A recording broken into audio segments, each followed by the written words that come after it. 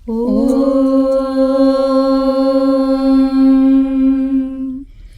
साईश्वराय विद्महे सत्यदेवाय धीमहि तन्नः सर्वः प्रचोदयात्। ओम श्री साई राम। आज हम सभी के यहाँ इकट्ठा होने का एक कारण है और वो है एक चर्चा, जिसे हम पैनल डिस्कशन भी कहते हैं। और आज की इस चर्चा का विषय है दशहरा पर्व। भगवान बाबा की कृपा और अनुग्रह के साथ श्री सत्य साई प्रेमवाणी हिंदी मीडिया सेंटर के जरिए मैं खुशी आप सबका हार्दिक स्वागत करती हूँ। मेरे साथ इस चर्चा में जुड़े हैं दीप्ति, साई कृष्णम और डॉक्टर रिचा नारायण।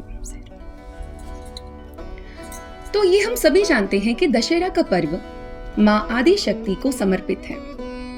माँ दुर्गा देवी के पूरे 9 रूपों की उपासना इन 9 दिनों में की जाती है। तत्पश्चात आती है विजयादशमी, जो कि दशहरा का अंतिम पर्व है।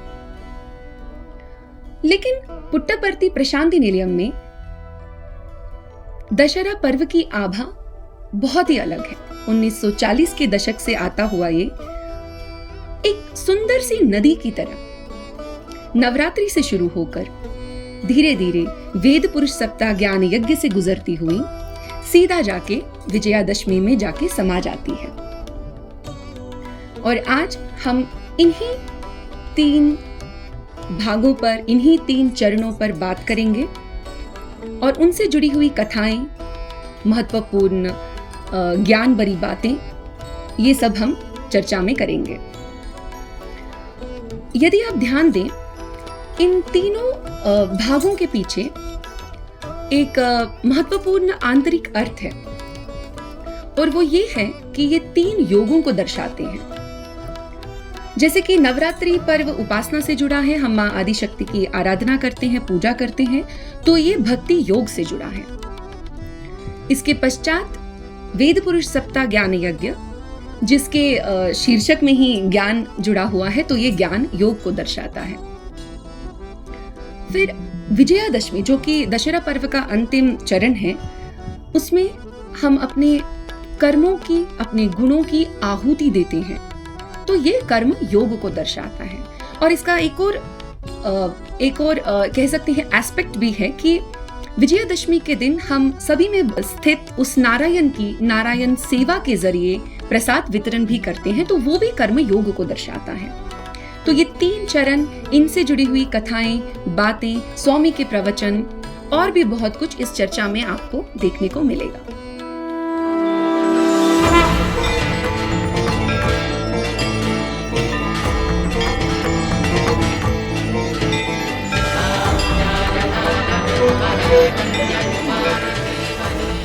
दीदी ने जैसे बताया कि हम नवरात्रि के स्वरूप की, उसके अर्थ की और पुट्टपर्ती में नवरात्रि किस तरह बनाई जाती है उसकी चर्चा करें, तो मुझे लगता है कि सबसे पहले हमें अगर बात करनी चाहिए तो ये कि पुट्टपर्ती यानी प्रशांति निलयम में नवरात्रि किस प्रकार मनाई जाती है, हम उसकी बात करते हैं। तो देखें दीदी, नवरात्रि जो है यहाँ का सबसे पुराना त्यौहार है और सबसे लंबे समय तक मनाया जाने वाला त्यौहार है और इसकी शुरुआत हमें सीधा 1940 के दशक से मिलती है। तो 1940 का दशक, दर्शकों, वो दशक है जब पुट्टपर्ती आज का पुट्टपर्ती नहीं है। आज तो भगवान ने हमारे लिए कई सुविधाएं पुट्टपर्ती में रखी हैं आने जाने की, लेकिन 40 के दशक में जब भगवान खुद, यानी 1946 में भगवान खुद 20 वर्ष के नवयुवक हैं और भगवान ने अपने उन भक्तों को इस तरह खींचा, जैसे शिरडी साई सच्चरित में कहा जाता है कि भक्त वो चिड़िया जिसके पैर में एक धागे की डोर बंधी है और वो खींची चली आती है। तो ये ऐसे ही भगवान के वे भक्त हैं जो खींचे चले आए और ऐसे खींचे चले आए कि वे जा ही ना पाए।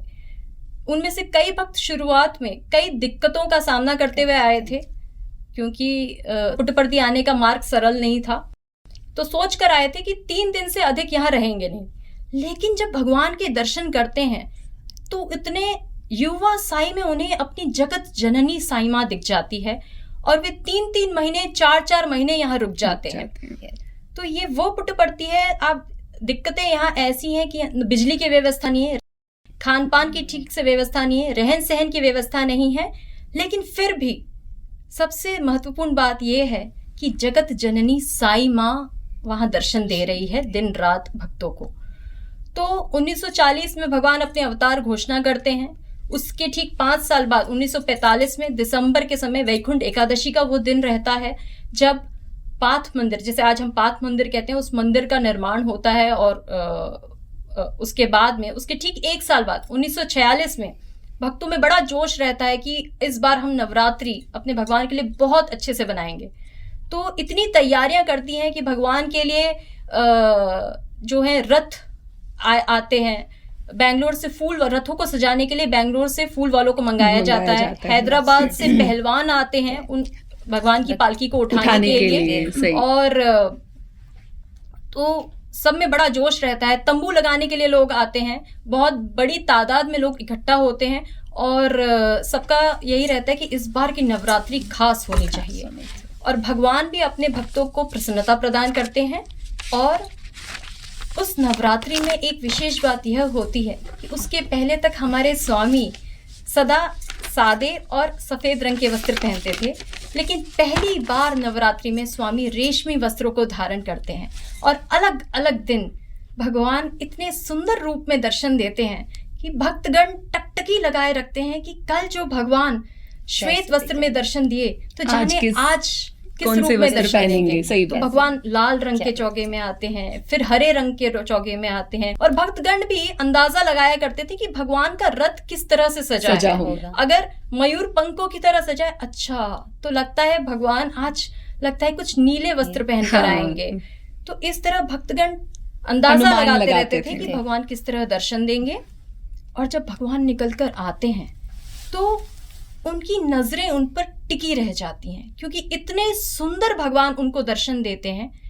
कहते हैं 100 काम छोड़कर भोजन करो, 1000 काम छोड़कर स्नान करो, लाखों काम छोड़कर दान करो, और करोड़ों करोड़ों काम छोड़कर गुरु दर्शन करो। और यह गुरु तो सदगुरु है, साई माँ है।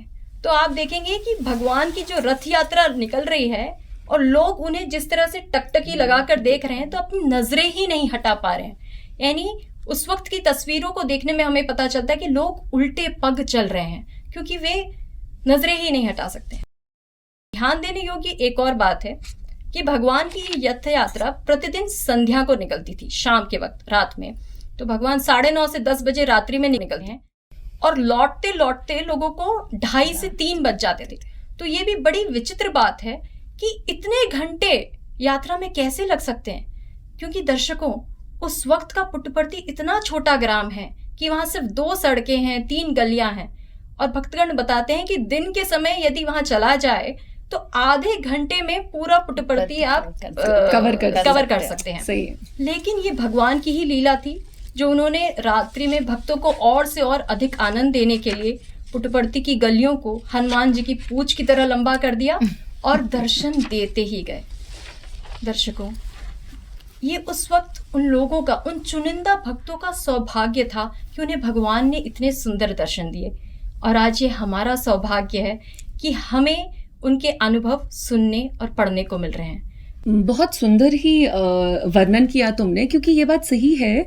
मैं सोचकर ही जब उस समय का आनंद ले पा रही हूँ कि कितना सुंदर रहा होगा। और तभी भीड़ भी बहुत कम थी, ज्यादा तादाद में लोग नहीं थे। और स्वामी का इसके लिए आपको प्रत्यक्ष एक सानिध्य मिल जाता था जो बहुत ही नजदीक हो जाता था। तो ये बहुत एक अलग दौर रहा होगा जो हम सोच भी नहीं सकते, लेकिन फिर भी सुनने मात्र से हमें एक अलग प्रसन्नता होती है। तो इसी पे अगर आप ध्यान दें तो वो समय जो वो दौरान के जो भक्त थे उनके पास कितनी कथाएं होंगी, कितने अनुभव रहे होंगे। मतलब हम अभी सभी जानते हैं कि हम स्वामी स्वप्न में आते हैं तो हमें, हमारे लिए वो साक्षात्कार जैसा ही है। बिल्कुल। तो हम उसका अनुभव करते तो वो डायरी में भी लिख लेते हैं, हम याद करते हैं स्वामी ने क्या बोला, कैसे बोला। लेकिन जिन्होंने एक डायरेक्ट सानिध्य पाया है, एक नज़दीकी में स्वामी की हर एक बोल चाल में जीते हुए देखा है इन सबको, ये बहुत ही अवर्णनीय है और बहुत अद्भुत है ये। लेकिन जितना ये गहरा है, क्योंकि स्वामी की कथाएं अनंत हैं, उनसे जुड़ी हुई एक्सपीरियंसेस, मिरेकल्स, ये सब अनंत हैं, तो उसको हम पूरा तो नहीं कर पाएंगे, लेकिन जैसे कि मीडिया सेंटर के ज़रिए हम कोशिश करेंगे दर्शकों को इससे जुड़ी हुई और बातें बताएं। प्रशांति निलयम में दशहरा कैसे मनाया जाता है उसके बारे में आपको और बताएं, और तब तक आइए जानते हैं कि संपूर्ण भारत में इसे कैसे मनाया जाता है। जी दीदी, बिल्कुल। जब हम भारतवर्ष की बात करते हैं तो नवरात्रि एक ऐसा पर्व है जो काफ़ी लंबे समय तक मनाया जाता है, और कोई एक क्षेत्र से संबंधित त्योहार नहीं है ये। पूरे भारतवर्ष में ही आप चाहे वो बंगाल में माँ दुर्गा की पूजा हो, या दक्षिण भारत में ललिता देवी या त्रिपुर सुंदरी माँ के रूप में पूजा हो, या गुजरात में अगर हम जाएं तो वहाँ गरबा और डांडिया के द्वारा, इस नृत्य के द्वारा आराधना होती है। और नॉर्थ में अगर हम बिल्कुल नॉर्थ की तरफ आए तो उत्तर भारत में कन्या भोजन किया जाता है। तो कन्याओं में, छोटी छोटी बालिकाओं में देवी के दर्शन कर इस तरह से उन रूपों में देखा जाता है, कन्या देवी के दर्शन उनके रूप में किए जाते हैं। तो इस तरह से पूरे भारतवर्ष में ही नवरात्रि का त्योहार बहुत ही महत्वपूर्ण है, और इसको बहुत ही श्रद्धा भक्ति के साथ सभी भारतीय मनाते हैं। जैसे कि कृष्णा माँ आप बता रहे थे कि मतलब माँ को हम अलग अलग रूपों में पूजते हैं। एक रूप उनका भूदेवी के रूप में भी है, जिसमें वो सारे जीवों का भरण पोषण करती है। उसमें सिर्फ मनुष्य नहीं है, उसमें इस संसार में सारे जीव जंतु कीड़े, स्वामी बोलते हैं कि मैं सिर्फ तुम्हारा भरण पोषण नहीं करता हूँ, उन पहाड़ों पर जो छोटी छोटी चींटियाँ हैं, मुझे उनका भी ध्यान रखना होता है कि उनको खाना मिले। वो जब हमारे लिए इतना करते हैं तो हमारा भी कर्तव्य बनता है कि हम अपना उनके लिए आभार व्यक्त करें।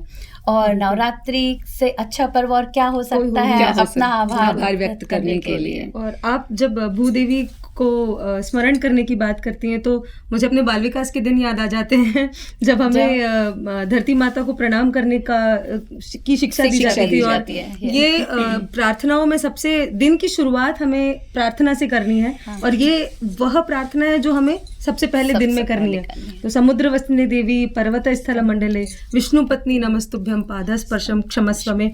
और इस प्रार्थना के साथ हम धरती माता को प्रणाम करते हुए उनसे क्षमा भी मांगते हैं कि हम पूरे दिन भर की जो हमारी दिनचर्या है वो हम आप पर ही पूरा उसको एग्जीक्यूट करते हैं। हम चलते हैं, हम खेल कूद करते हैं, सभी कुछ आप पर ही। तो हम कितना कष्ट देते हैं आपको, तो उसके लिए हमें आप क्षमा कर दीजिए। पर क्योंकि आपका प्रेम हमारे लिए इतना ज़्यादा है कि हम उसको कभी पूरा उस तरह से हम आप रिफ्लेक्ट नहीं कर सकते। हाँ, सही बात। तो उसके लिए आपको धन्यवाद। तो हम इस तरह से धरती माता के प्रति कृतज्ञता ज्ञापित करते हैं।